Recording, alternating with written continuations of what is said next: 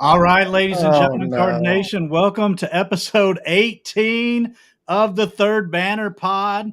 Ladies and gentlemen, it's 143 days until the Louisville Cardinals beat Kentucky in football. So welcome to another episode, and let's go look at Ross. Come on, guys.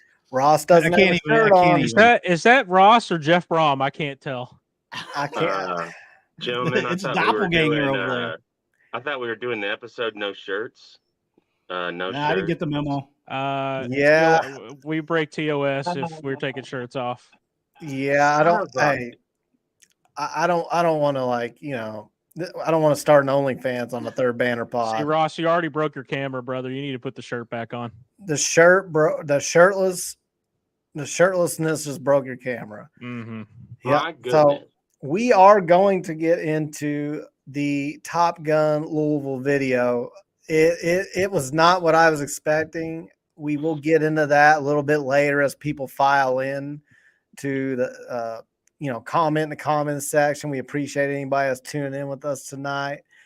I think we're going to start off, though, since there's a little bit less to talk about with basketball right now. I figure we could just kind of open with that, and then by the time people file in, we'll kind of break down the Louisville football schedule later, the teams on it, what we think about them, strengths, weaknesses compared to those teams, and how we see us finishing out. So before we do all that, Louisville basketball, well, first off, looks like Captain Hampton's in here, Couch House. Good to see you guys in here. That being said, we'll lead off with some of the basketball stuff. Skyy Clark posted a video on his Twitter, and I'm not a very big – what's up, Connor? I'm not a very big basketball highlights guy. I feel like there's usually not a lot of defense. You usually can't tell a whole lot from highlights. A lot of times it's just people making shots, and that's it. I don't know if you guys got the same impression I did, if you guys have been able to watch much of it. I actually was pretty impressed with Skyy's highlights. If you don't remember, Skyy Clark actually tore his ACL 2 years ago, and the explosiveness, it looks to me like he hasn't missed a beat. It looks to me like he's made a full recovery. And I also think the defense that was played on was pretty solid, all things considered. So let's see. Let me see if we can pull that up real quick. For anybody that hasn't seen the Skyy Clark stuff, so if we can get our overlays looking good there. And y'all tell me what y'all think as y'all watch. Where's the sound? No sound. I took the sound off. It's probably going to be too much, but it'd be over us talking. I will say he looks explosive, which is awesome to see. It looks like he's finally kind of making it all the way back. Looks like he has his explosiveness back, and he's showing off his jump shot a little bit, getting to the hole. I'm really excited for Skyy. I'm really excited for Skyy. I think for the lead guard position, I think we hit a home run here. I just hope that we'll have enough to back him up and spell him whenever he needs rest, because I expect he's going to play a lot of minutes early on, especially. But like I said, it's great to see the explosiveness back and the handling. I'm excited for Skyy. And shout out to 35 KY Sports for the video. Don't want to take their video cred away. Correct. But yeah, I was impressed as well, Ty. The explosiveness just really, and it's something where like Skyy last year for Illinois, it was hard to really gouge. He didn't, he left the team in the middle of the season. He was starting to get his footing, and he was coming back from that injury and learning the college game at the same time. So I didn't see a whole lot of this, and so I was impressed. I don't know about you, Ross. Yeah, I mean, I'm kind of with you. You got to take a lot of off-season videos with kind of a grain of salt. And that even goes for things you hear out of practice. As we heard a lot of stuff last year coming into this, out of the summer, and unfortunately that didn't show results. So, but this is encouraging to say the least. I actually like how he's getting by people, but he's also showed multiple times like he's able to stop and plant on that knee. Yeah, so now he looks healthy. He looked healthy when I saw him a few weeks ago. I mean, and he was actually horsing around at one point, and he looked like he could easily dunk. I mean, easily. So I think he's pretty explosive. I think he's feeling pretty good. I think he's going to be ready. And he looks in good shape too. I think Yeah. I think we saw whatever it was announced that Skyy was actually coming and committing. I think we kind of saw some tape on him, and he looked a little out of shape, but that was kind of to be expected coming back from the injury and everything. Looks like he's in good shape right now. And that shows with how quickly he gets to the bucket and able to finish. So I like I said, it's exciting to see this and encouraging really for Skyy. Yeah. Well, and I'll say what would be more exciting would be if we could pair him and have him rest some for Ty-Laur Johnson. But we still have not heard anything about Ty-Laur Johnson. So I'm getting a little nervous. I was anyway to begin with when the rumors started coming out that, hey, you know, this guy might not qualify. You know, he might not pass admissions eligibility requirements. And then I thought, well, okay, I'll keep an eye on it. But, you know, then we started hearing, oh, he'll be here soon. Then it was, well, no, you know what? No, it's not soon. It's actually going to be later in the summer. And here we are later in the summer, and we still don't have a really good idea of what's going on there. I believe the next session starts on July the 7th is what I've been seeing as far as classes at Louisville. And there's an expectation that, hey, you know, we really need to see Ty-Laur Johnson enrolled in some of those classes by then. And I'm kind of that same light because you start getting in the fall and he's still not enrolled. And now you're getting close to basketball season. I don't know. You know, obviously that's the last chance you get is the fall semester. So I don't know. What do you got? Do you guys think I'm just a little overreacting by being a little nervous about it? Or are you guys a little bit on the same page? No, I think we'd all like to see it a little more squared away by this point in the year. Anytime you start seeing a guy take into, you know, you're into July and you still don't know about somebody's eligibility, there's going to be starting to get a little bit of nerves, you know, going on. So that's something that I think we're all a little bit nervous about it. And he is somebody that's pretty integral to our team. I think that it's going to work out. He's going to be our version of Eric Bledsoe, you know, with how he took Algebra 3 there at the last. I hope. So I think it's going to work out, but it'll be right at the last minute. Oh, man. Well, I hope you're right. We usually don't get that lucky. I'm kind of there with Ash. Like I really don't think I think there were signs, you know, that where maybe we could point and say like, well, maybe they're getting a little worried, they being the staff, you know, with going and recruiting people. But I always kind of fell back in the line of, well, like somebody when like Danilo or somebody when they came, like was already expected, like there was a chance he could be walking on, you know? So like, I don't look into that too much. Obviously the longer it goes, the more likely it is that he's not going to qualify. So, right. You know, just based on the laws of probability of how that goes usually. But, we were talking about it yesterday at a friend's 4th of July party, talking in the garage. You know, it's like he makes such a huge difference to this roster.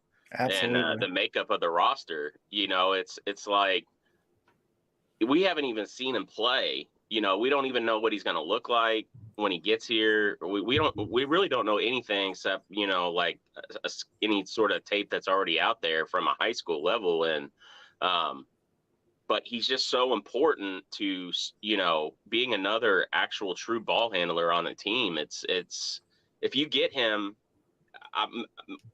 my confidence is a lot higher with him here. And I think he is a good player, and I think he's going to be a really good player, but I don't know if that's going to happen all at once this year. But if he's here, I mean, he just makes a big difference on the roster when you're looking at the breakdown of the roster. Absolutely. You know? So I do think there's at least, and this is just again my opinion. I don't have any inside info here, but in my opinion, I think the staff has shown a little bit of worry when it comes to Tyler because there's been news that we've reached out to some guys after I don't know how serious the Javon Quinterly stuff is. I know he's on a visit to Memphis today. But in my opinion, you're not reaching out to other guys when all the scholarships are already given out if you're not at least somewhat worried or trying to have at least a backup plan, which is a good thing in my opinion if the staff's trying to have a backup plan for this and they're reaching out to guys. But I think there's definitely at least some sort of worry there.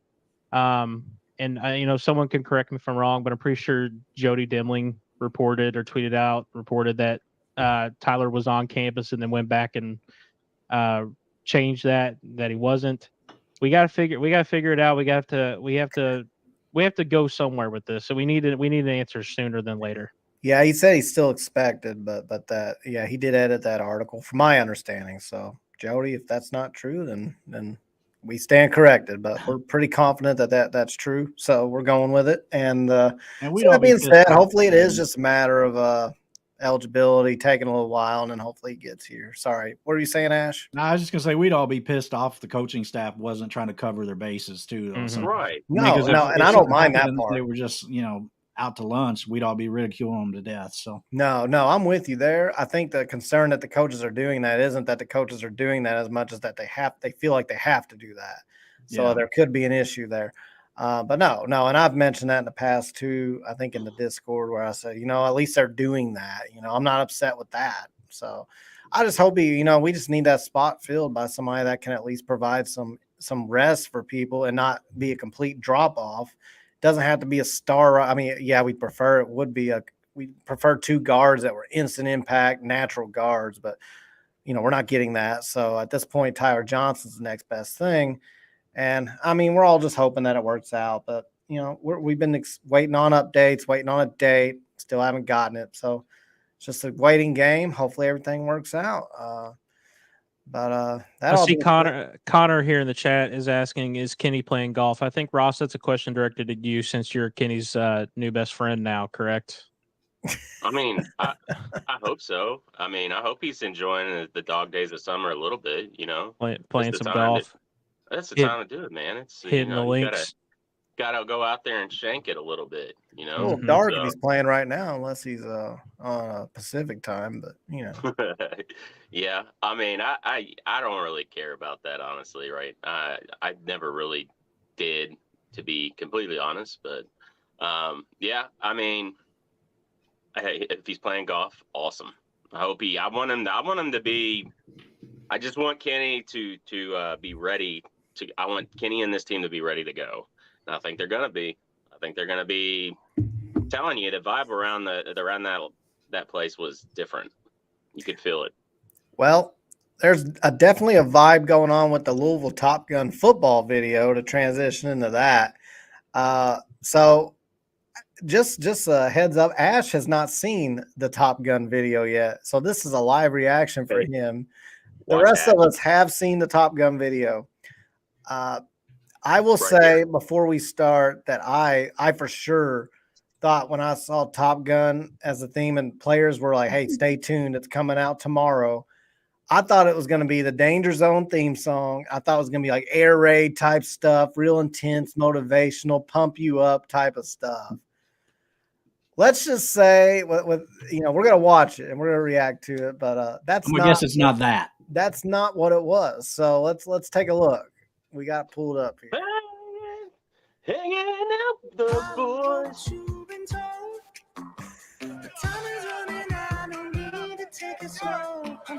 Oh yeah, the best part's right there. Right there. That's the best part. That strikes fear in all UK fan hearts right there. Look, Jeff slinging it still. Look at that. Plummer and Gelati looking good. Our boy Brian Hudson there.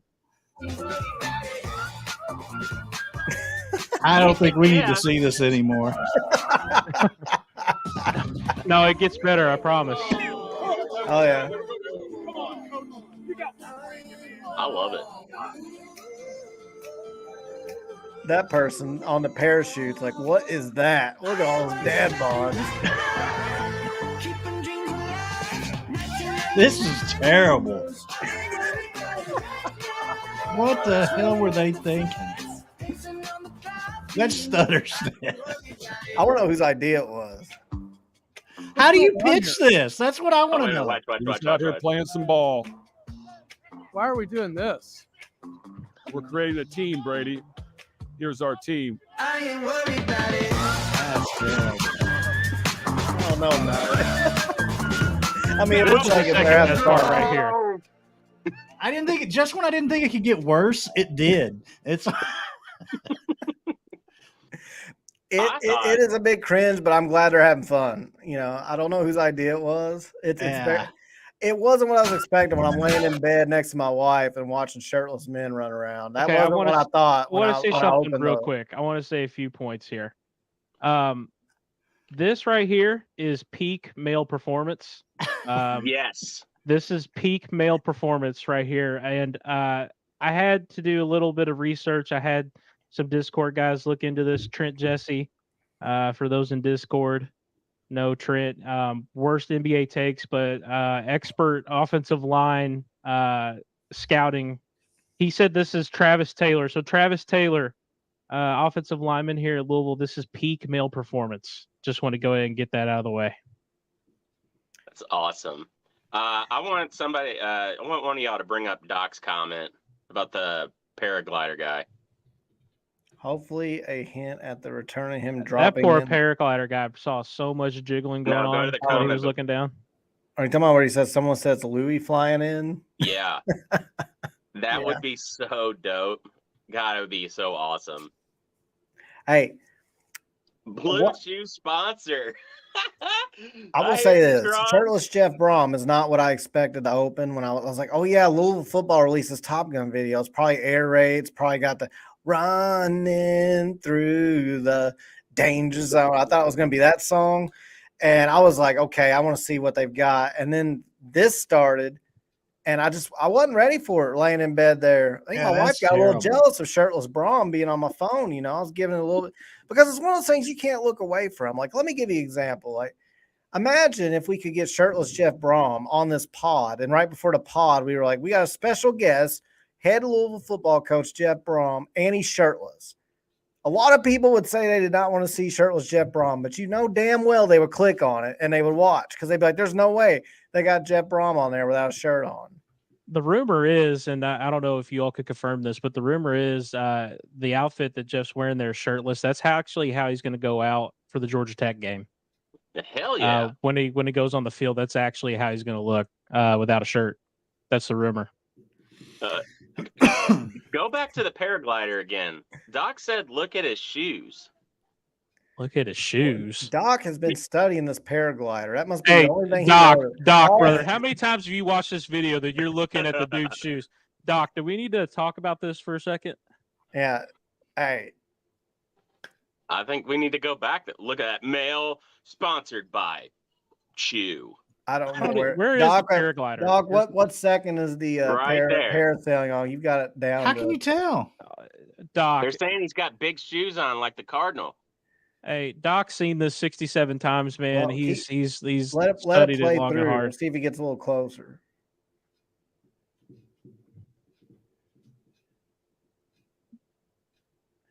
I can't see. I mean, nothing. they look like yellow legs on that. I think he's just saying that. I think he's guessing.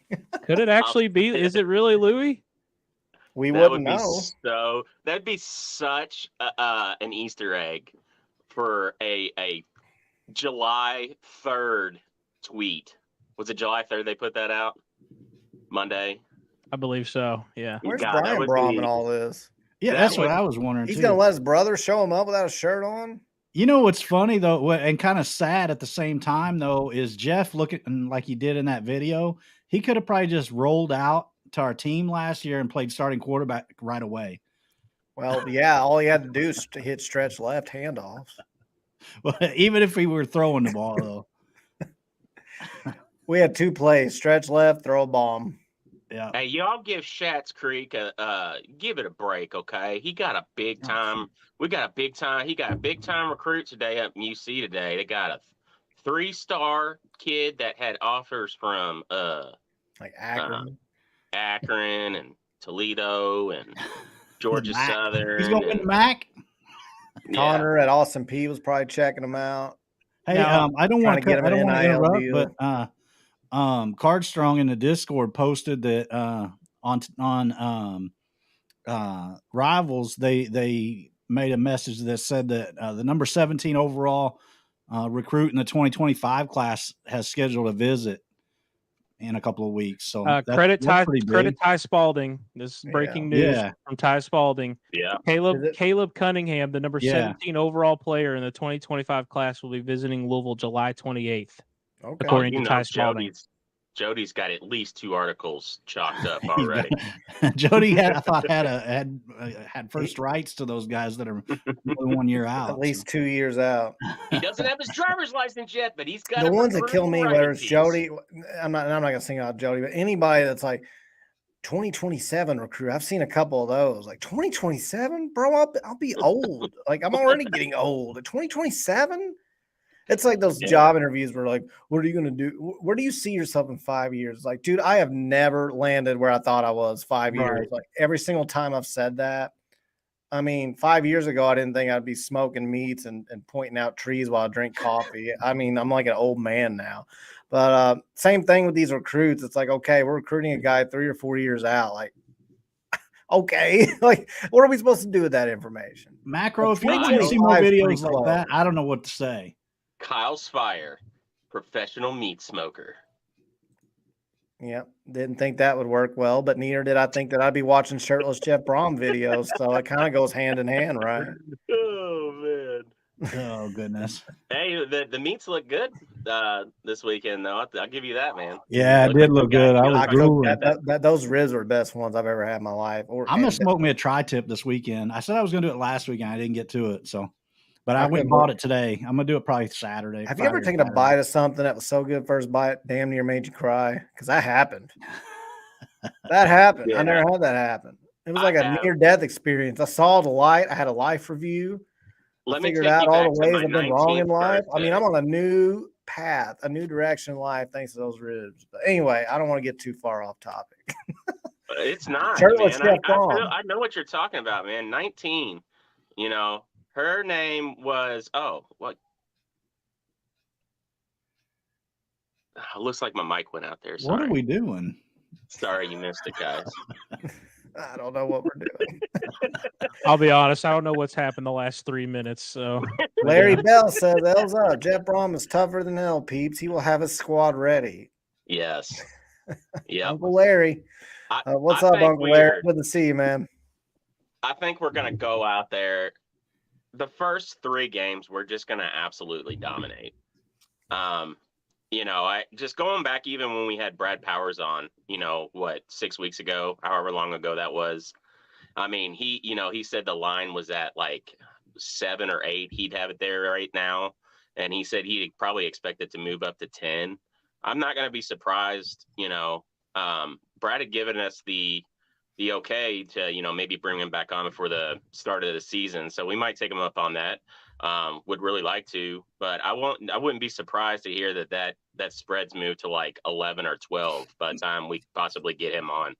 I think there's just no way that Brohm's team isn't going to be ready that week 1. It's his first game ever coaching U of L, head coaching. Dude, he ain't going to come out here and have his dudes lay an egg. It is not going to happen. It's going to be balls to the wall. We are going to run roughshod and just put points on the board. It's going to be absolutely fantastic. So that gets us that's a smooth transition. And we were going to talk about the schedule. And I think that's going to take up a large chunk of the rest of this pod, if not all of it. We were going to break down all these teams on the schedule one by one, just kind of what we're thinking, what we're expecting based on what they return, what could be different. So, can we pull up the schedule? Do we have that available? we do. Give me just right. a moment. I'll have that up. So we can go ahead and start with Georgia Tech since Ross brought them up, and they are our first game. That one actually makes me really nervous. And maybe I said it last week, maybe I have some Satterfield first game PTSD going on. But I do get a little bit nervous about Georgia Tech because they're a wild card. and it's 2 new head coaches. So with Georgia Tech, they went 4-4 under Brent Key last year when he took over, and they were not that 4-4 is great. Like you hear 4-4 and you're like, well, that sounds like Scott Satterfield, until you realize they were terrible before that. So he clearly had a significant improvement inheriting that team in the middle of the season. They have a Texas A&M quarterback, Hayes King, coming in. I don't know a whole lot about him, and they're looking to shore up the defense. That's the big thing that I see with Georgia Tech. So I worry just a little bit just because it's just 2 new head coaches, and you just never know about that first game. I'm with you, Ross. We could absolutely light the scoreboard up, and I'm certainly hoping that happens. And Jeff Brohm certainly has gotten his team up for big games, opening games in the past.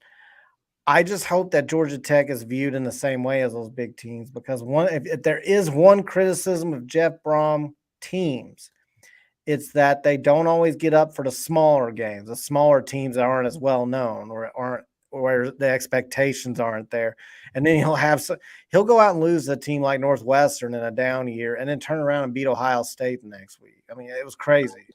So, and I mean, I'm going to pull up those stats here in a little bit. Somebody actually in Discord this morning pulled the stats of Jeff Brohm when he's the favorite versus Jeff Brohm when he's the underdog. And it was shocking, the difference in records. But so that Georgia Tech game does make me a little nervous. That's the most nervous one I see on the schedule, to be honest. Well, and when we talk about Georgia Tech, there's perhaps another added headline that people kind of forget. Travion Cooley, one of our stud running backs from the last few years, transferred into Georgia Tech. I'm with you guys. Georgia Tech is worrisome. We've seen how the last few years have gone with the opening game. I will say, because Georgia Tech is going through a little more of a rebuild at this point, I do expect at least a 10-point victory. That's kind of what I'm expecting. But it's a tough one. It's going to be tough. It's in Atlanta. I think Georgia Tech should have a lot of fans there. I hope we travel well for that one as well. I know some friends of mine are going to be going down to Atlanta for that one. It's going to be a tough opening game. It's going to be tough. If it's up to me, I hope that they win that by about 10 plus, kind of get some momentum going into next week when we come home to play Murray. Okay, so Doc said Brohm is 13-20 against the spread as a favorite, so it doesn't necessarily mean they lost. And he says they are 23-11 as the underdog. So typically he does better when he's, when the spread's against him. He was 19-8 while at Purdue as the underdog. That's just crazy stat to me. It just doesn't. Well, keep in mind that's just against the spread and stuff. That true, doesn't true. That doesn't translate into win loss. No, they but could I have do lost the remember, game and still covered. But I do remember some times where I would just be so surprised because I'd see them ball out against a top 10, 15 team and even win the games a lot of times, and then they turn around. Like one year they lost to Northwestern when they were just terrible. And one year I think they lost to a team like Rutgers when they were terrible. And I was just like, it's like a, Jekyll and Hyde. So hopefully we get past that. I do think our Louisville team is a lot more talented than the teams that he inherited at Purdue. So there's that. But that Georgia Tech game, that's the one I'm circling right off the bat. You really want to get out of there with a win. I don't care if we win by 3 points. Just get out of there with a win. Then you get Murray State. And we can. I don't know what your all's thoughts are on Georgia Tech, Ross and Ash, but I'm a little nervous. Well, Ross, you kind of talked about it, but Ash, what are your thoughts? My thought is, I commented on it before we came on the show how, they went 4-4 down the stretch. They got a pretty big talent infusion with the transfer portal. Their coaching staff did a pretty good job with that transfer portal in the off season. So I actually think this is going to be a pretty tough game for us. And I think Georgia Tech's going to actually surprise some people in the conference this year. Being on the road, first game for our new staff. I feel like this is going to be tough. I don't like making, specific game predictions this far out. I mean, because we're still 2 months away. My first inclination right now, though, is that this is one that will drop. I know that Ty, thinks that will be a 10-point win or more. But my first instinct would be that this would be a loss for us. just because of the guys that they brought in off the transfer portal, the success they had to close out last season, and had the full off season with that staff because their interim coach last year, he won the full-time job. So it's basically year 2 for him. So I actually feel like this is going to be pretty tough. And then Beamer mentioned in the chat that Georgia Tech is not a conference game. That's actually not correct. This is a conference game for us this year.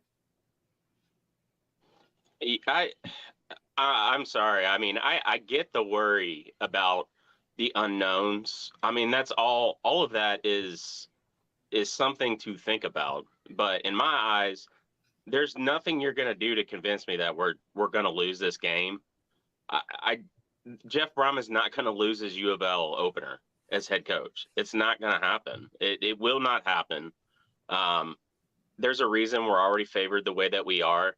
Kyle, you hit on the point of Georgia Tech's defense. I think that's going to be a really big problem for them because there's one thing we know is that this offense is gonna be able to put up points.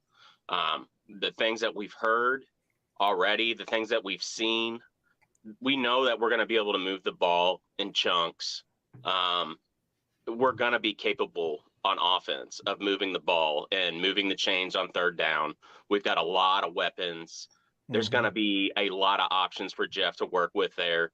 We're not going to lose that game. I mean, if you're asking me, point blank right now, we're going to come out very hot in the first quarter. We're going to jump on them.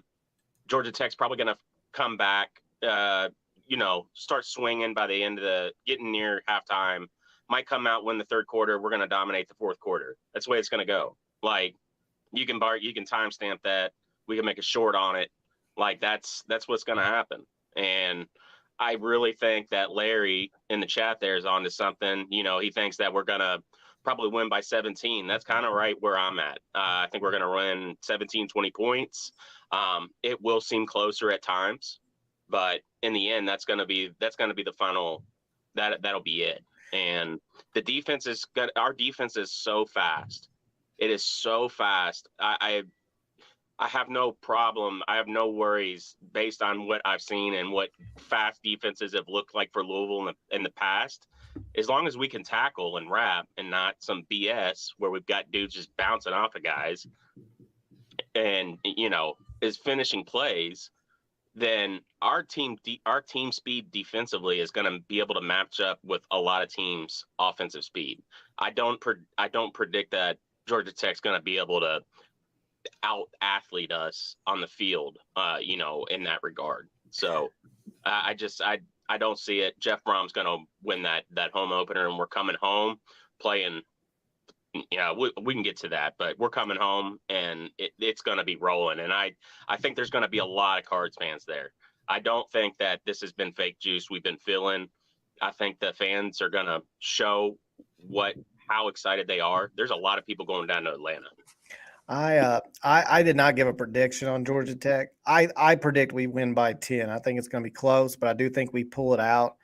Mind you, that might sound like not a big number, but do remember that and I don't mean this like, oh, I know everything. I don't. But I did predict last year before the season started that we would lose to Syracuse. And guess how many people in Discord agreed with me? Zero. None. They all told me, like, there is no way we lose to Syracuse. Now, in hindsight, people are going to hear that and go, well, duh, it was Satterfield. He shits the bed all the time in the first game. That was not the vibe anybody had going in that game. It was like, dude, look at the last 3 games against Syracuse. We win by an average of like 45-7 or something crazy. And I just had a bad feeling about that game. That being said, I don't think we lose this game. I do think we win this game. I just think it's going to be a bit close, only because it's the first game. It's 2 new coaches instilling new schemes, and Georgia Tech's coach at least has a little bit of time. He did it last year. He had 8 games, so it kind of gives him a little bit of, he's got a system a little bit more in place. And, I mean, maybe we come out right off the bat just rolling, but I could see where maybe coming out the gate, employing a bunch of new stuff, a new system, I could see it kind of starting off and sputtering a little bit, and then we pick it up as the game goes on. We pull it out by 10 points, and then it's, by the end of the season, we look back at that game and not a big deal at all. And because, we're rolling by then, I'm hoping. And I want to go back to Captain Hampton's comment. He said, you guys have Satterfield hangover. We're going to roll Georgia Tech. We do. I'm sorry, but I watched, 4 years of Scott Satterfield just blow game after game, opening game. And to be fair, Brohm blown some games at Purdue he should not have blown. I mean, that's the thing. But that's not what I'm getting at. And I know we got to separate Satterfield from Brohm. And I'm doing that. But I watched Satterfield teams in opening games look like they were hungover. The Ole Miss game 2 years ago was just absolutely ridiculous. Syracuse was ridiculous. His opening game against Notre Dame in year one, I didn't really hold that against him. That was a tough one. Notre Dame was really good that year. And we didn't play bad in that game. And we didn't even play bad, so I don't hold that against him. But the Ole Miss game and last year against Syracuse, that was just abysmal. So I know it's two different things. It's two different coaches. That's why I think we're going to win.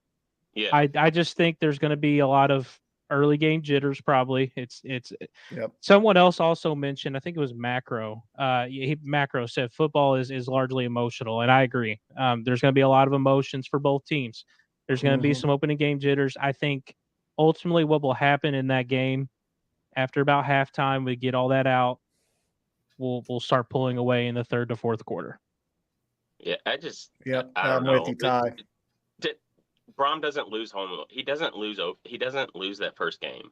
He's notoriously he usually wins the first game of the year. Well, he lost against us, but it was a really good first game. I know. I was there. Like, we had Lamar, and they had no business being that close in that game. But I will say about that game, and I didn't make this point last week, but I thought about it when you guys talked about that.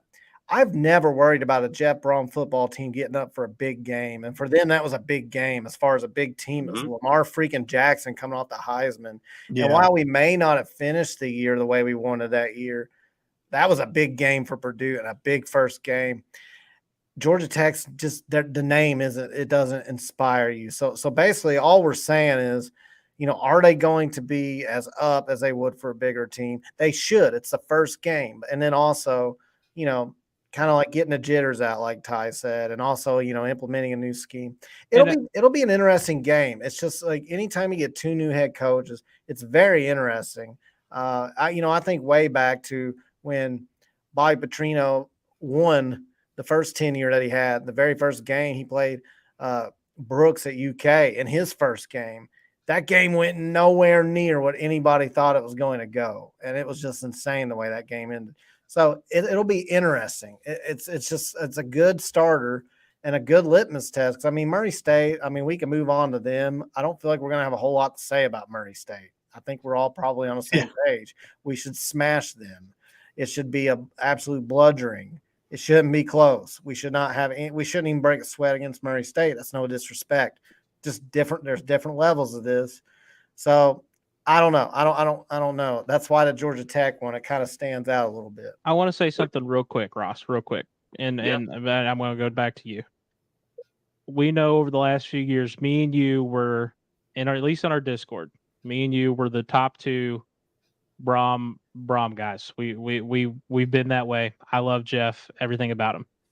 He doesn't win every single opening game. He lost last season to Penn State. Now I know Penn State was number 7 in the country, but I'm saying it's not like I expect to win against Georgia Tech. I don't think it's a 100% like, it's just gonna be that way. There's no way we lose. I expect to win, but I don't think it's 100%. So that's all I'll say about that. It's not until the game's over. But the thing is that even when they lose, like, his teams always look prepared. They always look ready. There is no hangover game one with Jeff Brohm teams. So we will be ready. And I just think we're the better team. We've got the better offense. We're going to be able to move the ball more. I think our defense is better. We're just a better team. Like, I agree. I don't see any problems. Yeah. I think long term we're the better team, but I think we'll lose that Georgia Tech game. That's just, I don't like making firm predictions this far out because so much stuff can change between now and then. But that's just my gut feeling right now. Ash, where did the sunshine go, man? Last week you were sunshine pumping. No, I mean where did it go? I think we're going to be 10-2 on the season. Like when I opened the show, I said it's 143 days. 143 days until we beat Kentucky. What the derechos going on here? Ash, you think we're going to be 10-2 and one of our two is Georgia Tech? I do. Oh, brother. Well, hey, you know what? Right. Hey, I'm not gonna. I don't agree with that. I don't agree we're going to lose, I but I will say this: Jeff Brohm loses to the weirdest teams and beats teams that you don't think he's going to beat. Exactly. So I could totally see that's the only reason I've even entertained the idea of it. Because I've watched almost all of his games at Purdue. They'd rip off a win against a top 10 Iowa and then turn around and lose to Rutgers. It was just the weirdest thing. It was so we'll see. Let's keep track of our predictions here. Let's keep track of our record. So Ash, you have 0-1, and the rest of us are 1-0. So we're going to go into Murray State. We're going into Murray State. I think we all agree here, correct? That should be an easy W. Easy. Hanging on good source. Somebody gets kicked off the pod if they say we lose that one. We're hanging 70 on Murray. By good source. Yeah. Okay, Connor. What's a good source that makes predictions of the future? That's a psychic, and usually, I don't know how you have a good source make it like a good source says this is how much we're going to win by in several months. But nonetheless, I do think we should. There shouldn't be a problem with that game. We should win that one convincingly. I think we can probably move on to Indiana. I know Ty is looking forward to drinking orange juice that morning before the nooner. I'm going to be hammered off of orange juice before that one. I can tell you that much. Hey, one of you guys got to bring the Blackstone up to the tailgate so we can cook breakfast on it. Hey, that's Ash. He's the Blackstone expert. Dude, I am not bringing it up from Texas. You just got to find an Airbnb with one. Right. So IU doesn't scare me. And I mean, maybe they could do something, but Tom Allen, I feel like he got a lot of hype. And I remember, and I'm up in IU country. Most of the IU basketball fans are Notre Dame football fans or reversible jacket fans, but we're not going to go there. We're just going to say that the few IU football fans I do know, most of them always said, when Michael Penix leaves, whenever that is, I feel like we're going to have a major drop off. And that's exactly what happened. Their offensive line doesn't inspire me at all. They're not good pass protectors. I'm not worried about a quarterback on their roster. And I don't think their defense last year was abysmal. So I think we roll that game. I don't see an issue there. I don't think any of us do, really. No, I don't. I think that's the game where the defense is going to really stand out this year. Just looking early season, I think the defense is that they will have a couple of games under their belt there. You will have been able to use Murray State to tweak a little things here and there, and they'll come out on that that neutral site game there in Indiana, and I think they're going to come out and be the stars of that game. So I think it sets up for what the defense is going to do that next week at Boston College. Hold on a second, somebody. We got important phone calls coming in here on the third. I still haven't figured out on the MacBook. I thought we were going to have breaking news or something. I mean, come on. No, I have tried to deactivate all the settings of their iPhones connecting to my MacBook. Somebody somehow programmed it when I first got it. I do not use MacBooks, and it's been a disaster, and somehow it still messes up. So sorry about that. I'm not going to talk much about Indiana. I expect to win that one. I expect it to be pretty easy. I am going to take a second to bitch about the schedule here. As we've already noted, that is a noon kickoff game on Big Ten Network. I want to go over the week 3 because we all know the Big Ten signed that big TV deal over the summer. I want to go over the Big Ten schedule for week 3 here. They have, instead of the IU U of L game in the primetime slot, they have Syracuse and Purdue. So everybody at home, at 7:30 at night on NBC, you'll see Syracuse and Purdue instead of Louisville IU, a nice regional rivalry. Instead, you're going to see Syracuse and Purdue, and then you have Nebraska and Illinois and Northern Illinois. That's another great one. I don't understand the scheduling there, why that one's not the primetime game and we get a noon kickoff, but nevertheless. I do, because we've already heard it. We had IU doing everything possible to try to get out of this game because they didn't want to play it. So then they probably had themselves buried. They didn't want that smoke on primetime TV. They don't want that. They don't want to get embarrassed. So that's where I think it is. I mean, you can also watch Ohio State just absolutely rail Western Kentucky that day if you really want to watch that one too at 4:00. So, but yeah, I think we all agree that one should be an easy one. The IU game up in Indy, Lucas Oil Stadium, that should be an easy W. I stayed at 3-0 to start the year. Yeah, no problems. Yeah, same here. And then that gets us into Boston College. So Boston College, they went 3-9 last year. They had major O-line issues. They did have Emmett Moorhead, the quarterback. He was actually a decent quarterback, despite the bad offensive line, despite those issues. Didn't have a whole lot around them, though. The defense gave up around 30 points a game, I want to say. They have a revamped secondary this year, but I'm just not sure in a year they're going to be able to turn that roster the way they need to. That's one of those games, though. I don't think I'm going to predict that we beat them, but I'm telling you, there's a game or two that we're going to look back and we're going to go, how the hell did we lose that? Or at least that's my prediction based on some old Jeff Brohm teams. Hope I'm wrong there. That's one game I'm circling, though. I'm looking at that, Georgia Tech, and Duke. Those 3 games are now, there's other games we could lose, like we could lose to Miami, and I wouldn't be surprised at all because they're good. North Carolina State, which we'll get into those.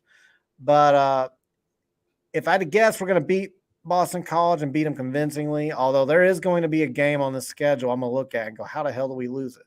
And that could be it. That's where I'm at. I think it sets up oddly for us. I think we're going to go up to Indiana and have pretty much a cakewalk, and the defense is going to really look really, really well. But when you come back home the next week and you're playing Boston College, and they're generally a team that, they're a program that prides themselves on being very tough and physical because they have to play a certain way because it's, they have a harder time getting players up there anymore. Who's their coach up there? Is it Hafley? Jeff Hafley, yeah. Yeah, I mean, dude has had some good buzz around him. I know their season wasn't great last year, but I think people think that he is a very capable coach. I think he's going to have them ready. And if we don't match their physicality, we will lose that game. So, just being the laws of probability, I'm going to say that we're going to go into that and we're going to lose that game. I hate saying that, but I got us dropping that one. Okay. You guys give me all this crap about Georgia Tech. I think we're just going to steamroll Boston College. I don't know. Yeah, being at home. I'm not worried about Boston College, boys. I'm not worried about Boston College. I have a starting 4-0 now. Unless anyone has anything else to say about Boston College, I'm going to go on to NC State. NC State is where I see the first loss coming. Let's see. 2 of us are 4-0. I think me and Ty are 4-0. I am worried a little bit about Boston College, but I predict we will win. Ash has us losing to Georgia Tech, and Ross has us losing to Boston College. So that gets us to North Carolina State. Well, this could be a big game. Like Trent Jesse in the comments, Boston College always plays us tough. They do. They do. They're like that, who. And that's what makes me nervous. Yeah. I mean, I'm telling you, if we don't come out and match their intensity and their physicality, we're going to lose. To be fair, they played us tough in the Scott Satterfield era. In the Petrino era, that those were bloodbaths. But anyways, like I said, with AJ Dillon, I thought, didn't they?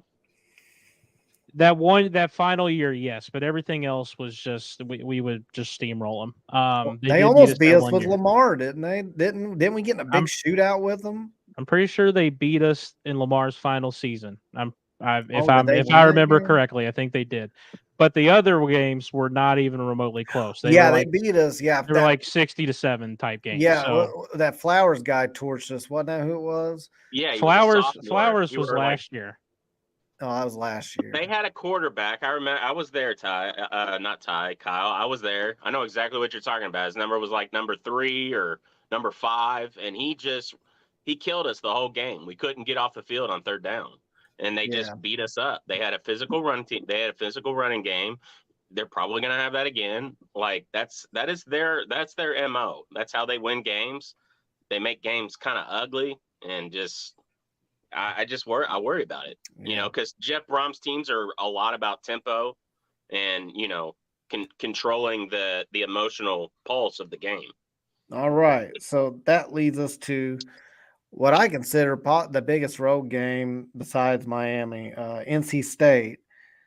They are a sleeper team in the ACC, kind of like we are. I actually think we are very comparable to NC State in some ways, as far as the way we're perceived versus the potential that each team has to do big things. Now, NC State's always in that weird place where they could easily be the third best team, but they never seem to just fully like embrace like one really amazing year, but then they're never really that bad either. So they've been kind of with us, kind of middling, and then in a good year they might lose 3 or 4 games. So we both been kind of hanging out together in ACC. They have Brendan Armstrong as a quarterback. You may remember the name. He was Virginia's quarterback.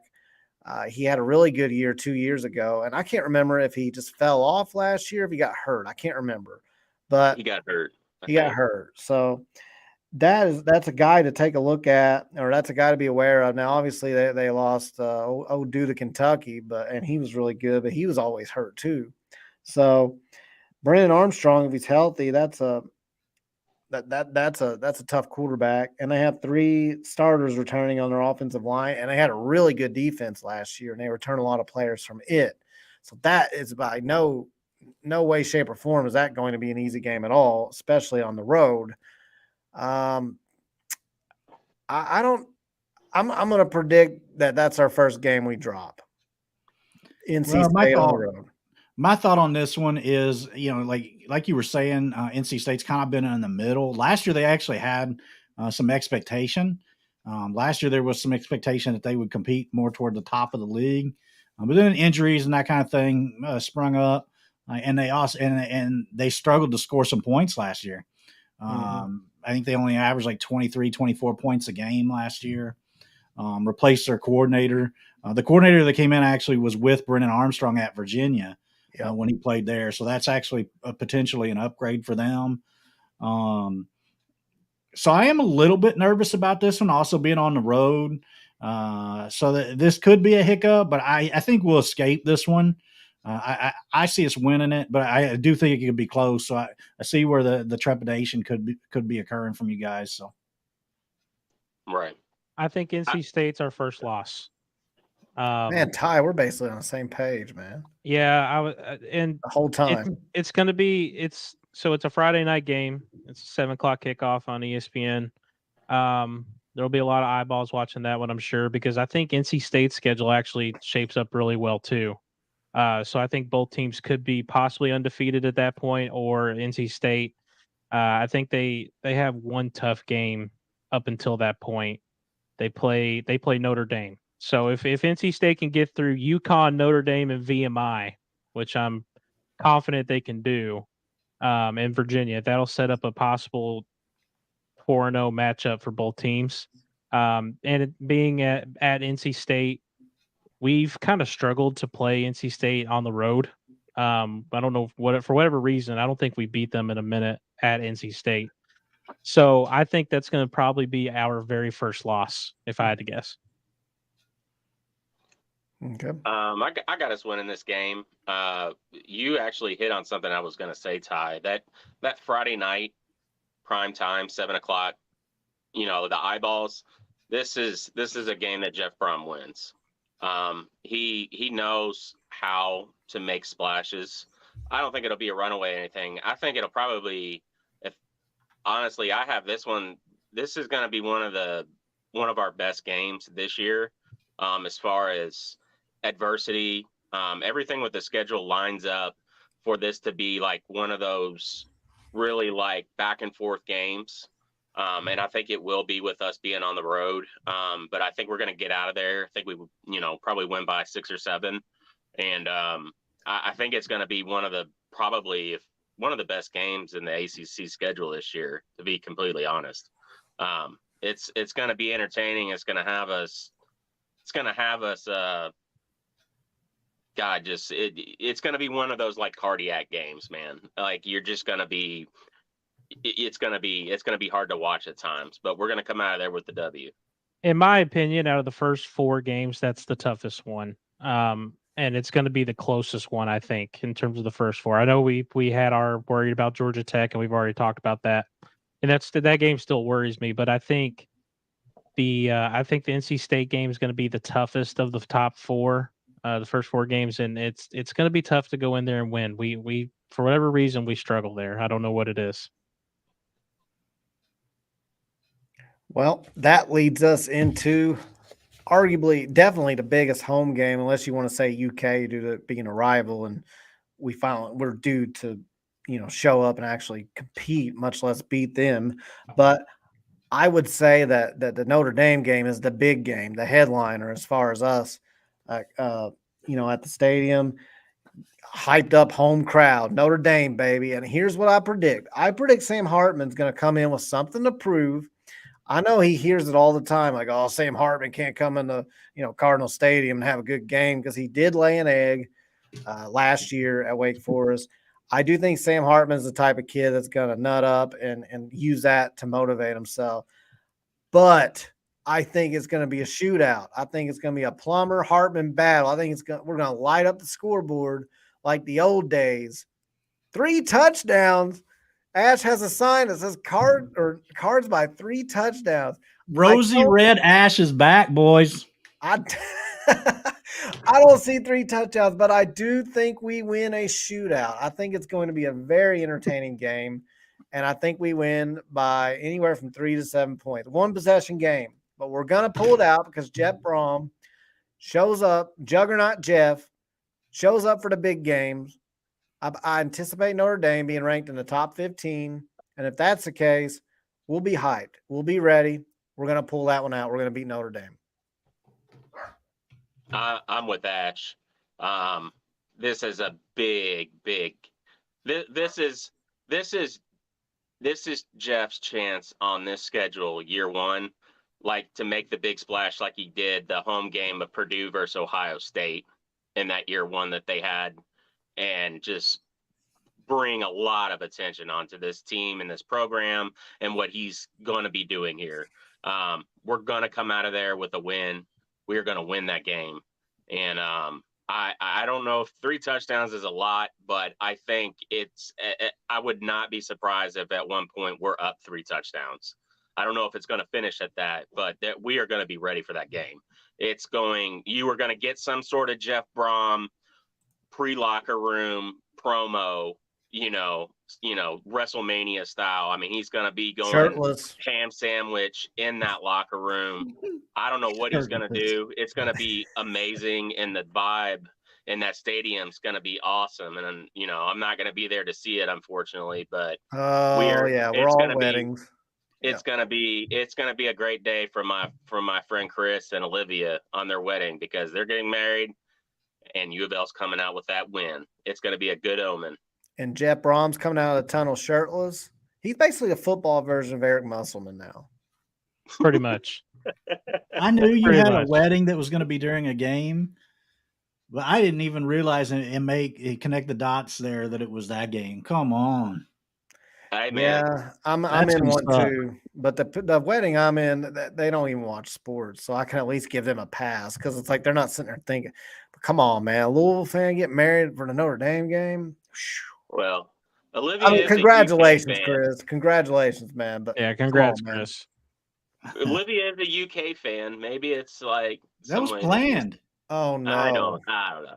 I love Olivia. I don't think so, but Oh, this no. man gave me hell for my wedding being on U of L UK game. So every time I can bring it up, Oh, Ross, I'm bringing it you're up. just digging it even.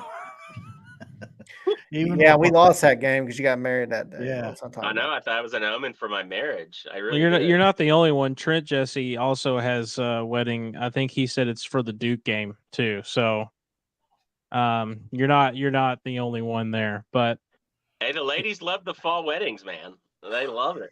They do. awful. But anyways, That's what Monday afternoon's for. um It's what this Notre Dame courthouses game, are for. the Notre Dame game's tough for me.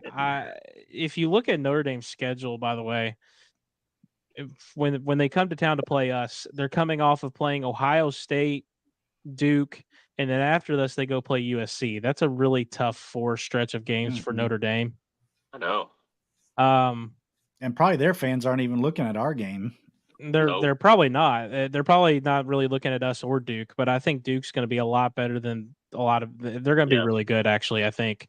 I think think Elko's a damn good coach. And then you come into Louisville, and then you got to play USC the following week. So that's a really tough stretch of games for Notre Dame.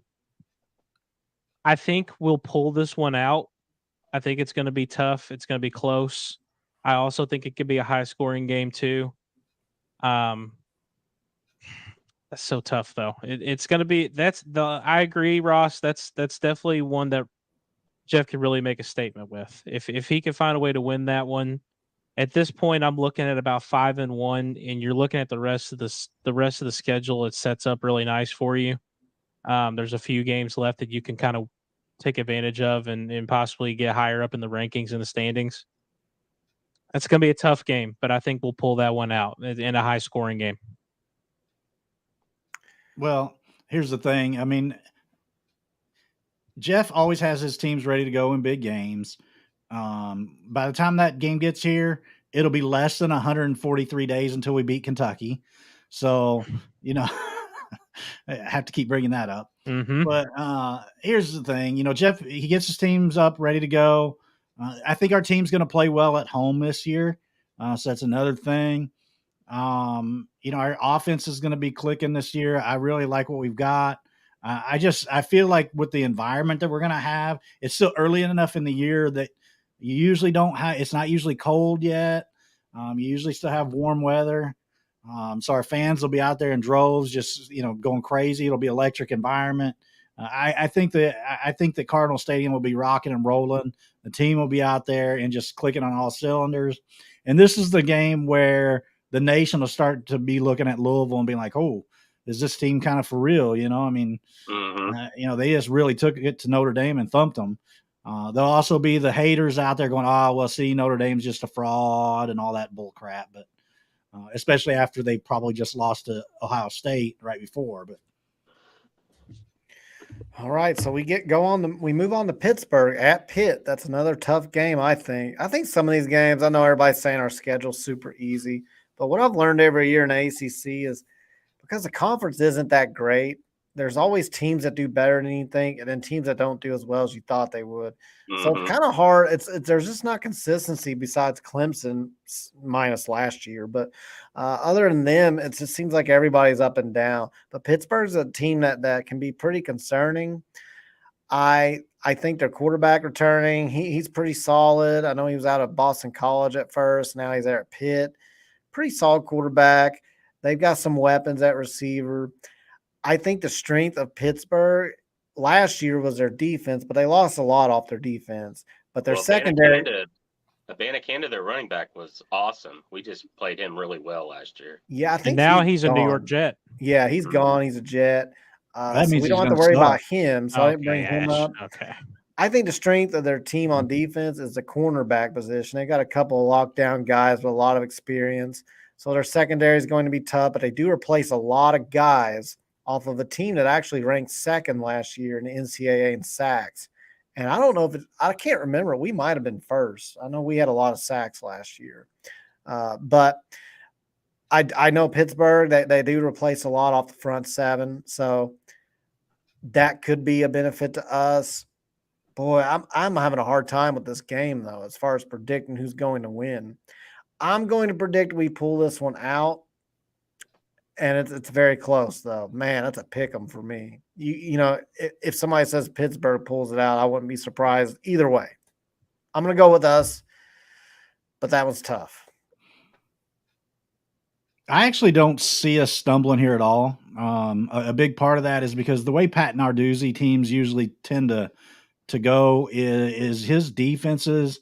They build and build and build to where they have that really good year like they did last year, and then they have a big drop off, and then they rebuild slowly over a couple of years.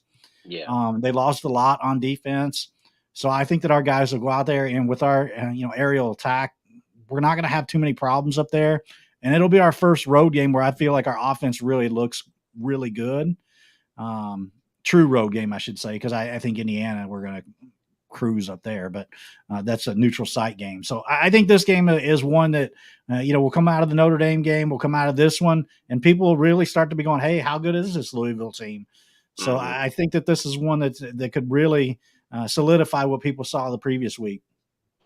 What let me ask you, I'm drawing a blank right now. Like when the is it usually like week 8 or 9 that usually you start getting the playoff, like the pick 'em, like every, what do they do, the Thursday on ESPN, like they show the, like, who's in the playoff picture at the moment sort of deal. You know what I'm talking about? Yeah, I When thought they it was start the closer to the rankings? end of October, but Yeah, I think it is. That's why I'm bringing it up though, because I'm completely on board with you, Ash. I think that we're going to be one of those teams right there, right before those drawings or seeding start to really happen for real. We're going to be one of those teams that people are going to be paying attention to. We're going to have a lot of eyeballs on us. I'm completely on agreement with you. Narduzzi is a defensive guy. His teams revolve around the defense and the defensive identity being the focal point of their teams. We manhandled them really last year, I thought. Their quarterback was terrible. I know they got somebody else coming in. I think Connor said Slovis. He's from No, USC. that's not true. It's Phil Jurgovich. I don't know I was where going to he's say, I getting. didn't realize Jurkovich. Slovis. Oh, well, yeah, Slovis was at he was at. BYU. Jurgovich was at Notre Dame. Then he went to Boston College, and now Boston he's College. at Pitt. You're right. Now he's at Pitt. That's correct. So I don't know what Connor's talking about there. Anyways, I think that it doesn't line up for this to be the year that we stumble with Pitt. So I think we go in there, and it could be it's up at Pitt around this time. By now they're usually having a lot of sloppy wet games, so it could be one of those. Is there any about who can run the concern? ball. Is there any concern that it comes right after the Notre Dame game and it's on the road? Could it be a trap game, like a hangover type game? I don't. I mean, it could be, but I don't think it's like it's on a Saturday, right? I mean, looking at the schedule there, I mean, Yeah. it's not like we're turning around and playing Wednesday or Thursday. You know what I mean? No. Like, so like I would worry if that was the case a little bit, but I think we're going to use that momentum from the Notre Dame game. I don't see us stumbling. I don't see this team overlooking that game. So I think we'll be okay there. All right.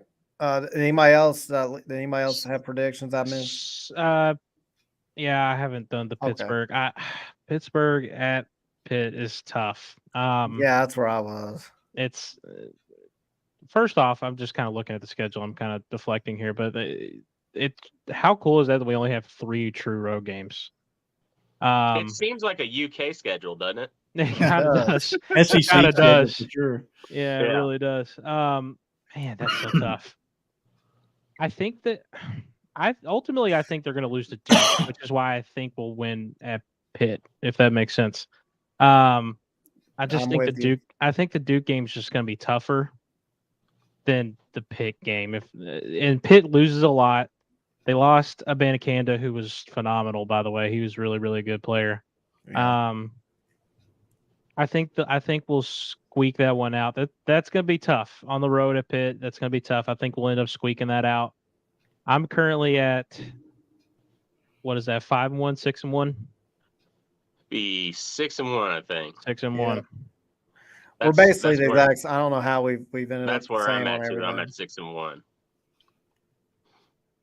Ash, you got any thoughts on Oh no, I already gave my Pittsburgh? thoughts. Oh, I you thought did? that this was one where Narduzzi's teams usually kind of have a rebuilding cycle after they drop off Yeah. a bunch of their guys It and that sounds like kind we're of thing. all So I get I don't think we'll confused on struggle. who went. I get confused on who went when. So we'll move on to Duke, and I know me and Ty have already alluded. I think we're on the same page again with Duke. Now, the thing about Duke, just a little background on them. They returned 17 starters under Mike Elko, which Mike Elko is a second-year head coach. Had a dramatic turnaround last year. So what we have to hope for is a Sunbelt Scott year 2 out of Duke, because Scott Satterfield kind of did the same thing. Had that 8-5 first year, and we thought, hey, we got our dude. Look what he did. And then all of a sudden year 2 came in a COVID year, and it was something. I know COVID was a part of that maybe, but it was dreadful. And nonetheless, they returned 17 starters. Riley Leonard is an all ACC quarterback. He returns. So they've got a guy on offense. The defense is where they could have an issue because they had a really good defense last year. They are replacing their top 2 tacklers, is my understanding. And and then they have 4 offensive line returnees. So Duke could be tough. And I'm going to go with, I think, and it's at home, but I could see us. I don't know. I could see us kind of finally coming down. If we do beat Notre Dame, then we turn around, we beat Pittsburgh. It is off of a bye. That's interesting. I've seen that work for you and against you. I've seen where you come out extra prepared and rested, and you have fresher legs. I've also seen where you come out and lay a dud, and I don't necessarily think we'll lay a dud, but I think we lose that game. I agree. I think we lose to Duke. Duke finished 9-4 last year. They kind of flew under the radar with Mike Elko coming in. Riley Leonard is a future NFL prospect, in my opinion. He's that good. That's going to be one of our toughest games, and I think a lot of people are just kind of thinking, "Oh, Duke, they're not that good at football." This Duke team, I think, is going to be for real. I think Duke's going to contend in the ACC. They'll be right up there with us and Clemson and Florida State. And I think those are probably the 4 best teams in the conference. I got us winning. I got us winning this game. I'll be able to explain more. But I got us winning this game. I'll leave it at that. Yeah, I think we're going to win the game. I think it's going to be a high scoring game, track meet type game. I think that Duke's going to be one of those top 5 teams in the league this year. I like what they're doing with that new staff that came on in last year. So I think this is going to be a game that's going to have a lot of points on the board. Plus, by this point in the season, our defense may be having some guys banged up and that kind of thing. So maybe the off week helps us in that regard. But I do think that this could be a high scoring game that we come out on top in the end. So I feel like we're going to win a game, but I do feel like it could be one of those games where we could also very easily drop it too, because I think it'll be a high scoring close game. Okay. So let's recap real quick. Where do we stand currently? I think I'm at 6-2. Same. 7-1. I'm 7-1, and we also have 7 wins in a row from me. So you guys gave me a lot of crap on that Georgia Tech game, but we're rolling now. I'm nervous about that game. I feel like we talked about that one. There's got to be at least some. It's a wild card game, I think. All right, November 4th, we play Virginia Tech. Now, the name Virginia Tech, you tell me 15 years ago we're playing Virginia Tech, and I'm like, we better be up for it, and we still better be up for it. But boy, they were terrible last year, and it's at home. I see us blowing them out. I'd like to sit here and go like, well, this is what we could see as a problem, but honestly, I don't know. They don't have a starting quarterback yet. They do have 3 new receivers that they got through a portal. I guess they have this Ollie Jennings who's out of Old Dominion. He's supposed to be like a guy who produced very well at that level that may, come up and be a problem. O-line appears to be an issue, mixed bag. They do look like they have a solid secondary. I think their issue, though, is their front 7. It looks like they had a lot of issues last year and they have to replace a couple of those guys. I've got us rolling in that one. I don't have a point total, maybe three touchdowns, something like that. Yeah, my biggest question about this game is, and I know he's only in year 2, but is Brent Price still the coach at this point? I mean, Yeah, I don't know. I think it's really going to be getting bad, for him, and he's going to be really on the hot seat at this point. Kind of gives me like Kenny Payne vibes as far as what they're thinking in Virginia Tech. Because he wasn't really their, one of their first choices for that job anyway, as far as the fan base is concerned, that kind of thing. So I think that he may not even be there by the time this game rolls around. I hope he is, because sometimes when they kind of like Georgia Tech last year, they throw a guy in there and they say, you do it. And he at least had him respectable. So, yeah, I mean, they have nothing to lose whenever they do the interim deal. Yeah, right. All right. I'm not going to spend a lot of time on this one. I'll be honest. I think Virginia Tech is probably our second easiest game on the schedule outside of Murray. You did mention Ollie Jennings. Virginia Tech should know him pretty well, because last year when he was at Old Dominion won and beat them, and he had 5 catches for 122 yards on him. So, and we're talking about Old Dominion, by the way. So, yeah, I don't think Virginia Tech is going to be any good. They are in a deep rebuild. I also am curious if Brent Pry will actually still be the coach at this point. I've kind of scrolled through on the message boards, and I've kind of hit Virginia Tech every once in a while, and their fan base is just you want to talk about shambles? They are in absolute shambles. Basically like us in basketball. Oh man, it's pretty rough over there. So I hope better days for the Hokies going forward, but I don't think that's going to be a good day for them. Just not on November 4th. And also to further my reasoning, I have us losing to Duke. I think that'll kind of get the team. They'll wake up. I think Jeff will have them ready.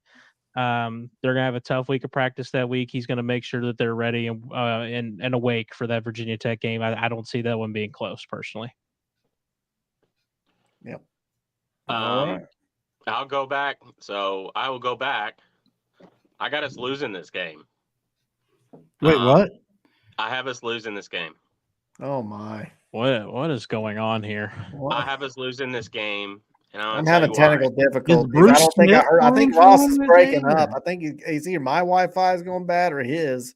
Listen, I thought Ross said that we were going to lose that game. Did I hear him right? You did. Oh, man. You did, man. And I'm gonna tell you.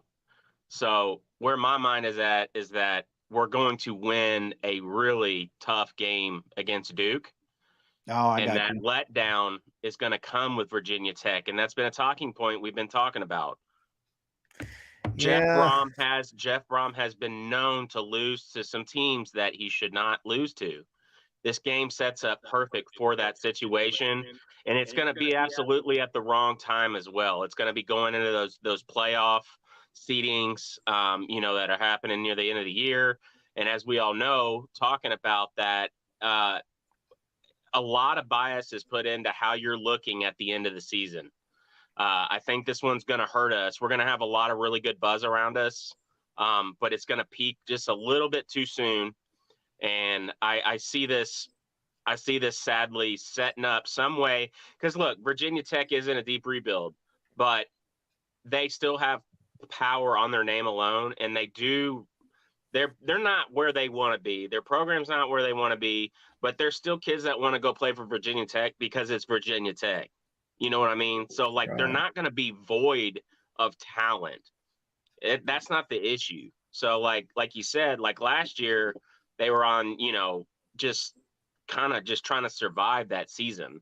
I think they're going to have a little bit more stability, and I think this is unfortunately going to be that one win that this guy's going to have to be able to put under his belt to possibly say that, hey, look, we'll turn it around.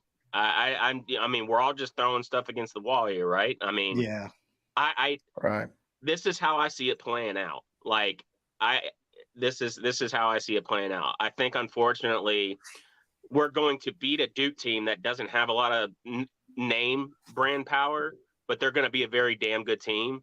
And then we're going to lose to a Virginia Tech team that has some name brand recognition, but they're not good.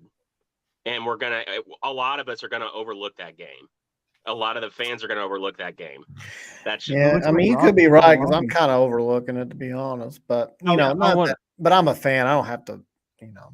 I want to say this, Ross, and I'm sorry if I sound like I'm contradicting you, but Virginia Tech, when you mentioned the talent thing and how there's people that there's kids that still want to go there because it's the name. Virginia Tech recruiting over the last few years has taken a massive, massive downfall. No, it does. Yeah, I mean, it's in 2020 they had the 59th overall class. And I think of Virginia Tech, like I don't think they're an elite blue blood by any means, but they're a respected program in my opinion. In my opinion, Virginia Tech's like a top 10 to 15-ish program in football. Right. That's what I think, at least. And I At don't worst, I top think 20. they're Right. a top 20 program. At worst top 20, where you want to throw them in there, but it's just like they've just taken such a hit in talent. The 59th overall class in 2020. Last year, they only had the 43rd best class, 45. I mean, it's Not where tough you there. should be. It's tough there in Hokie Land, man. It's tough, and All their right. fans are not happy. All right. Well, we talked about Virginia Tech. Ross has us losing that one. I think me and Ty are at 7-2. Ash, I believe you're 8-1. Mm-hmm. I'm 7-2. Yep. Yeah. That's what. Yeah. Who was your two, Ross? Sorry. Boston College and Virginia Okay. Tech. Boy, that's a wild two. But That it's is the a Jeff wild Brohm two. thing. Yeah. That's right two. along with what you've said, Kyle. All right. So then we get on Thursday game. 5 days after Virginia Tech, we turn around and play Virginia. Now, Virginia's another team. I believe they went 3-9 last year. They returned 9 starters off of that team. 6 of them are on defense. So I'm not sure what they got out of the portal exactly as far as how good of it. I didn't recognize the names as far as impact guys. This is another Their team quarterback at battle home. features a Monmouth transfer, if that tells you anything. Yeah, that's what I'm saying. Like, I just don't know enough about who they've got coming in. I'm going to assume we win this game. I do get a little bit nervous, though, seeing that we're playing two projected to be weak Virginia teams back to back within 5 days. But I do think, I don't think we're going to have a problem beating Virginia Tech. And then we just have to turn around and hope the Virginia game's not a trap game because of the timing. So I could see that being a bit of a struggle more than we think, but I think we pull it out in the end. I think we create some separation. I think maybe in the first half we struggle in that game a little bit. Maybe we go in tied or only up by like a one possession. Maybe we even are losing by a little bit, but then I think we turn it around in the second half. Jeff Brohm takes his shirt off at halftime, lights a fire under their asses. They come out. Boom. We beat Virginia. We move on to Miami. We are 8-2. I want to go real quick because I don't want to take too much time on this one. You mentioned the Monmouth transfer quarterback, Ash. You didn't mention his name. Tony Muskett. That is the most badass quarterback name I've ever heard. Tony Muskett. I believe that belongs to Deuce Adams. Okay, Sorry. well, Deuce is great. I've already said that. Well, he's But not in college yet. So We're he aboard can't. the Deuce Caboose here on Third Tony Banner Pod. Muskett, bro. Muskett. Now that's awesome. And I'll be honest, that's exactly why I think we lose this game. Just because of the name. I think Virginia's the worst team in the league. So yeah. No, I'll be honest. This is my thinking. I actually think we lose to Virginia, and I'll explain why. It's a Thursday night game. That's going to be really tough to get your guys up for, I think. That's my concern. I think Virginia Tech should be easy. I think Virginia will be the one that I think these guys overlook. And we have talked about the Jeff Brohm game, the one that he just loses that he just shouldn't. I hope that ends this year. I think if any of them are going to be that game, it's going to be Virginia because I think their team's going to be sitting at 7-2. That's a good record. They're going to be thinking about Miami. At Miami, that's going to be that's going to be one that because we have a lot of Florida boys on our team. They're going to be all thinking about that one, and they're going to be thinking about Kentucky in 2 weeks. I think we lose to Virginia, to be honest. I think it's gonna be a hard 2-3 days of practice for the guys going into that game. I think there's going to be a lot of rear ends ripped coming off that Virginia Tech game, and we come out. Virginia, I believe I'm in agreement. There are things to worry about. Virginia, for whatever reason, we've always had trouble with on the schedule. But I think them losing Bronco Mendenhall, him just he retired, right? I mean, 2 years ago? I think that really set their program back. I think they're just kind of like, I don't think they really know where they're going right now. So, and I think we are going to be coming off a loss. So I think that we're gonna rebound, and I think we're actually going to absolutely dominate this game, kind of the way that we did. What was it? The Duke game in 21, where they just looked like they shouldn't even have been fielding a team. I think it's going to look like that. I think it's just going to be an absolute just embarrassment. So I think we're gonna put Virginia where they belong. Ash, you think Virginia is the worst team in the conference? I do. I feel like this team is pretty terrible. The quarterback room is less intimidating than our backup quarterback situation last year was.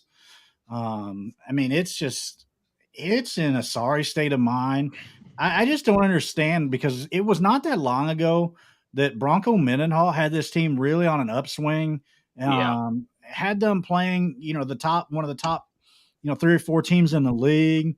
It looked like this program was going to be at least a top half program for years to come.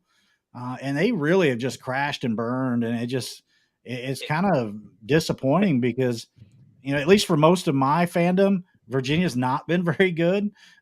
So whenever Mendenhall had that team kind of like on an upswing, it was like, whoa, this team might actually be good for the foreseeable future. And now it's just right back to where it was. And I mean, here's the thing. We're also playing at home. And I've said all along throughout the show tonight that I feel like our team is going to be clicking on all cylinders in our home games. Just something about that, that home environment, I feel like our team's going to thrive on. Plus, with this game only being 2 weeks away from beating Kentucky, I think our team's going to be right there and ready to go. How can a quarterback room not be intimidating, and their quarterback's last name is Musket, right? Well, because he's going to be shooting blanks. Speaking of muskets, that Virginia games are right around the time that Ross loves deer season. So I'm sure. Please let's not do the deer. No, we're just gonna say that when we have 20,000 fans there, Ross will be furious. And if we lose, I will be. If we lose, he's gonna blame the fans. So I will be complaining about it, but that'll be a game. We'll be all right. We got to move on to Miami, though. At Miami, Saturday, November 18th. We get 9 days off, so we get an extra couple days off. Guys, this is the blowout game. This is the game. I think there's almost always one every year where you just come out and you lay an egg. And I think Miami, I don't know. I just think Miami's going to come out with their speed. It's at home.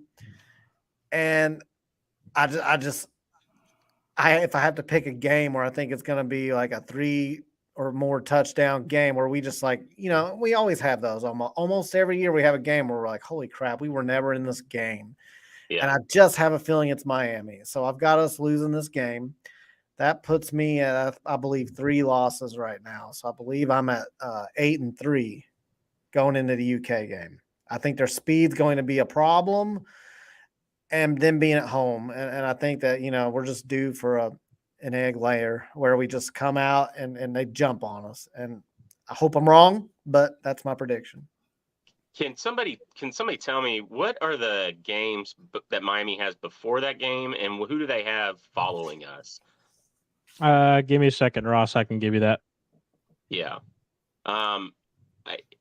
If this is their last home game, especially, that's gonna be. I'm gonna be right there with you, Kyle. Because that just shapes up every way and form. So I'm kind of on. I'm really like a big believer in seeing how things kind of play. I know that some of us had talked about earlier, you particular, Kyle, talked about how having a few extra days can help you, but it can also hurt you. 9 days, like you would think, okay, well, we're going to be ready, and we're going to be coming off of a blowout of Virginia.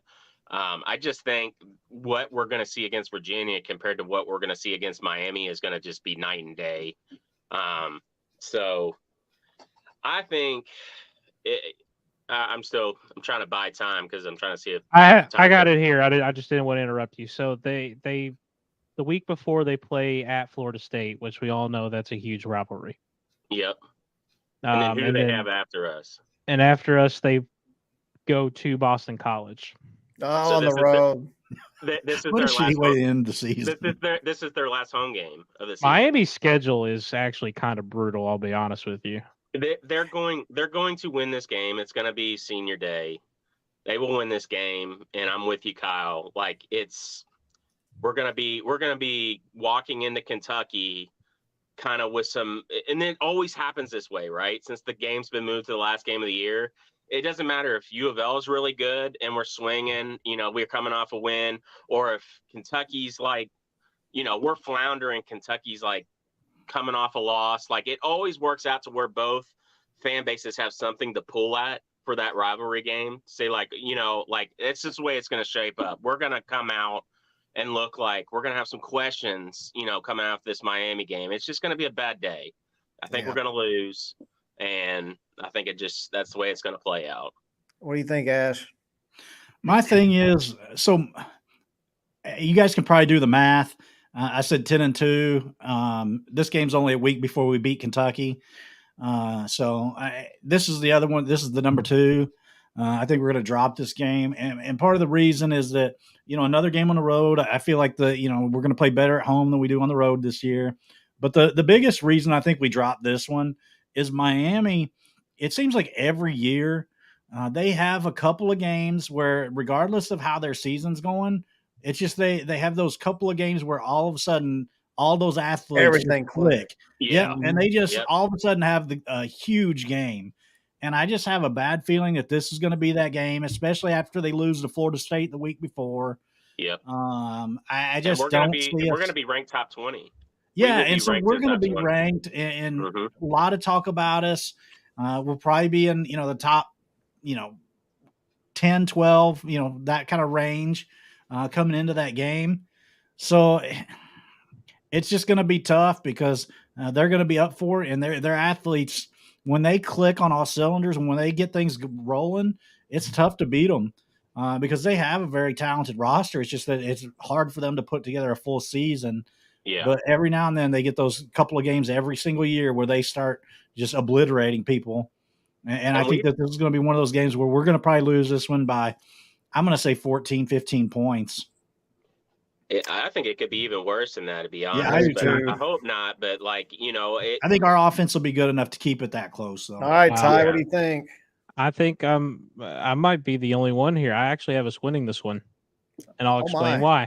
such a different, such a momentum shift. So we talked about Miami's schedule. Miami has a absolutely brutal schedule. Miami plays Texas A&M this year. They get North Carolina, Clemson, NC State, Florida State the week before us, and then they got to play us. That's a tough schedule. They got a lot of tough games. Miami was not that good last year. They were 5-7 last year. They have a lot of. They were a disappointment, and I know they had a great incoming class, but it's a lot of freshmen. It's a lot of young talent. I'll be honest. I think we win this one. I think coming off, you said they have a few extra days of rest. I have us losing to Virginia, so I think it's going to be able to give them enough time to kind of get ready and prepared. I think the bigger picture for Louisville at this point is going to be having a chance to finish strong with 9-3, maybe sneak in for a nice bowl game. And depending on how the ACC shakes out, because isn't this the first year that there's no divisions, right? Mm-hmm. You could be looking at an opportunity here to make the ACC title game, despite having in my opinion, the bad loss to Virginia. So I think they win this one. I don't think Miami is going to be. I'm not buying Miami this year. I'm just not. They weren't good last year. They have another tough schedule. I'm not buying it. I actually think they win that one. That's all right. I was gonna say just real quick. We have had games where we've gone down to Miami and we struggle too. Like we've laid some eggs down there, and that another I don't know. We can move on. Let's get to the one that everybody wants to talk about. So let's just recap real quick. I think my record right now is 8-3. Ty, your record is I'm at 8-3. You're 8-3. Ash, you're what? 9-2. Ross, you're 8-3, right? 8-3. All right. So 3 of us are 8-3. One of us is 9-2. Then we come into the game that everybody's wanting to know about, the UK rivalry game. So here's how I see it playing out. I would love to say I think we're going to blow their doors off because that's the rivalry part of me. I do not think that happens, but I do think we are going to win this game. I think, it's just the law of averages. You're eventually due for one. I think Jeff Brohm is going to have, they already asked him like about the UK game, and he said, yeah, it's a huge game. He didn't shy away from it at all. And every time we get a coach that downplays the rivalry or just kind of dances around it, we don't do well. We've seen it in basketball and football alike. And then the other coach is always like, yeah, well, we'll be ready for that one. We can't stand them. And they embrace that. I'm pretty sure that L's down bullshit, Jeff Brohm's not going to put up with that. He's going to tell them, knock them on their ass. I can picture him saying, hey, you see the L's down the end zone, bust his ass. At least that's what I'd be saying. I say, bust his ass, get the 15-yard penalty. Let him know we're not doing that. So I don't know if that'll literally happen, but I'm just saying that's the mindset. From a psyche standpoint, we're going to be up and ready. We're going to be pissed off. I do think UK has some nice weapons. They have a nice team. I'm not going to sit here and hate. The quarterback, if he stays healthy, transfer out of NC State, Leary. He's a good quarterback. I'm not gonna hate on that, and he's got some weapons on that team. A good quarterback that can't stay healthy, though. That's what I'm saying. That's why I said if he can stay healthy. So I think it'll be a shootout.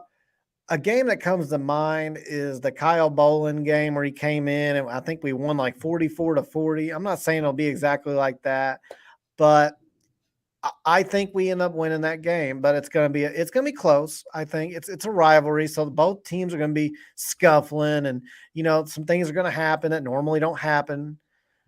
I think that we win this game. All right, who wants to go next? I'm trying to just read Ash's billboard here. Ash, you're gonna have to explain further. LPT is back as a thing, which means for younger people. There was I think his name was Matt Hayes. I might be wrong. Hayes. He was a writer for the Sporting News, which back mid 2000s, Sporting News was still a really credible, really big time publication. I mean, it's older than Sports Illustrated. I mean, it's been around forever. This explains everything why I don't understand this, right? But Matt Hayes was a writer for Sports Illustrated. And at one point, I think it was 05, 06, he called Kentucky in one of his articles Louisville's play toy. So it became a thing on the message boards for a long time just to refer to him as LPT. I think Jeff Brohm knows what this rivalry means to us. He's about to get our teams just rolling. This moniker is back. As of November 25th, it will no longer be 143 days until we beat Kentucky, because it'll be the day we beat Kentucky. And we are just going to steamroll these guys. We're going to beat them 100-0. Heard it here first. All right.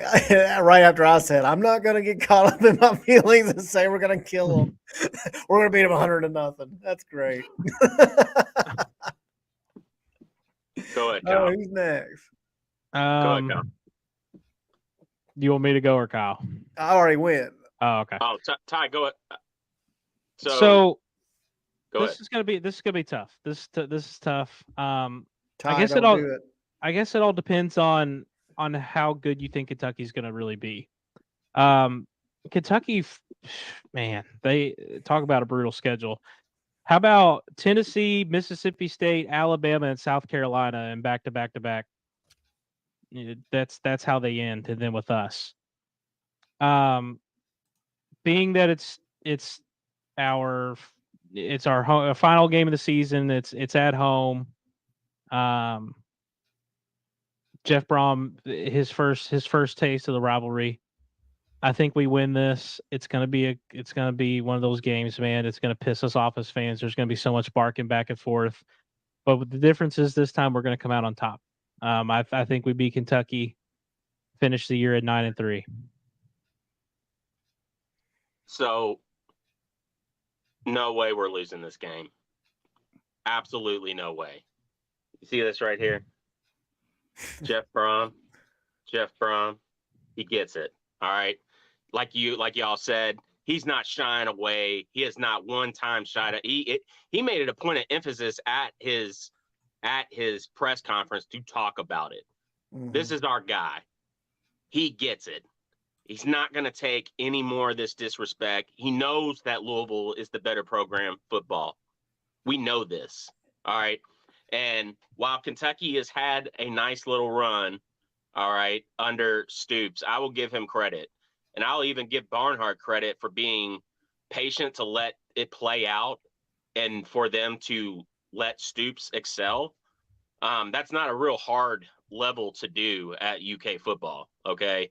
That being said, I'm so and you best believe, even though they weren't here, the Brohms are always here, okay? They've always been listening, and they hate every time anything they've seen, people putting the L's down, BS, so sick of that. At midfield after the game, disrespecting our field. No, that shit's over, all right? That run is over. This is U of L's time. We are coming back. We've got our guy. He gets it. He's going to pound you all back into where you belong in football. And I believe it was a certain someone who tweeted, the rivalry will be more fun, but the end result will be all the same. No, the end result ain't been all the same. We've been kicking your all's ass in the recent rivalry. All right. Y'all have had some little spurts. All right. Our success has been earned. We weren't grandfathered into a conference. We didn't have all these things that you had. We don't claim 1950 championships that you didn't earn. This is Louisville football. We earned everything that we got. All right. And we're coming. This season it's a real wake-up call, okay? So U of L, we're winning that game against Kentucky. It will be somewhat close, but it's going to be like 2 touchdowns. All right? And it's going to be a statement. We will beat your ass this year. So you're going to know that you played U of L and Jeff Brohm after that week. I have a bet with wanting to have this back as the first game of the year, like it should be here pretty soon. I wish the game was at the beginning of the year. I'll say this. I have a bet with a work buddy about this game. He thinks that he's a Kentucky fan. He thinks that they're going to win by 2 touchdowns or more. And I bet him that that's not going to happen. And it's not for a huge amount. It's like $50 or so, but I'm going to be buying a lot of Cane's chicken. I'm going to be getting a lot of Caniac combos. That's sauce. $50. I'm telling you. And Ross, I'm bringing you with me when we win too. Hey, if you're buying it, shit, I'll eat it. I don't care. Hell yeah. You're going to buy my extra sauces too, so I can cover that chicken, that bland chicken in some sauce. If you think you're coming into L&N Federal Credit Union Stadium and winning, Mark, I'm never going to say that, by the way. It's always just Cardinal Stadium. I can't say that. Well, you're not going to say L&N Federal Credit Union Stadium? You're not going to say that? I guess we could just call it the Vault. I don't think that's a long enough. I don't think that's a long enough name. I have to make it longer than that. I don't know, guys. Ellen FCU has a real ring to it. Yeah. We're beating that ass. So to recap, we all think we're going to beat UK, which we are. Some of us think it'll be a little closer than others. Ash, I think, is the most reasonable with 100-0. I think that's very feasible. So we're all at 9-3 as well. So we all have different losses and wins along the way, but we all end the same way. We beat UK and we end 9-3. That's kind of wild. Wouldn't have predicted that. I figured somebody would have went out on a win. We're all right there. And I mean, this is going to be a great.